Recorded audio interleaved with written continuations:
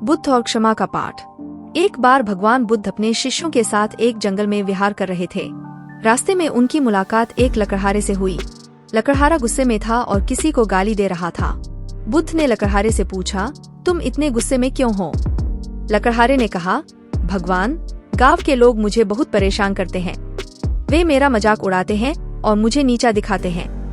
बुद्ध बोले, गुस्सा करके तुम अपनी समस्या का समाधान नहीं कर पाओगे, इससे तुम्हें और भी तकलीफ होगी।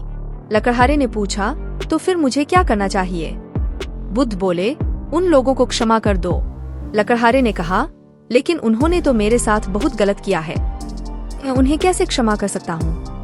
बुद्ध बोले, क्षमा करना तुम्हारी नहीं बल्कि उन लोगों की भलाई के लिए है। जब तुम उन्हें क्षमा करोगे तो तुम्हारे मन से गुस्सा और नकारात्मकता दूर हो जाएगी, तुम शांत और खुश रहोगे। लकड़हारे ने बुद्ध की बात मान ली और उन लोगों को क्षमा कर दिया। धीरे धीरे उसका गुस्सा कम होने लगा और वह शांत और खुश रहने लगा। गांव के लोग भी उससे बदलाव देखकर हैरान रह गए। उन्होंने भी लकड़हारे से माफी मांगी और उसके साथ दोस्ती कर ली। बुद्ध और शिष्यों का संवाद। इस घटना के बाद बुद्ध अपने शिष्यों के साथ बैठे और क्षमा के महत्व पर चर्चा करने लगे। एक शिष्य ने पूछा, भगवान, क्षमा करना इतना आसान क्यों नहीं है?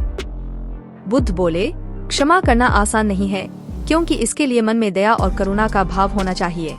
जब हम दूसरों के प्रति दया और करुणा रखते हैं तो हम उनकी गलतियों को भी स्वीकार करने में सक्षम होते हैं।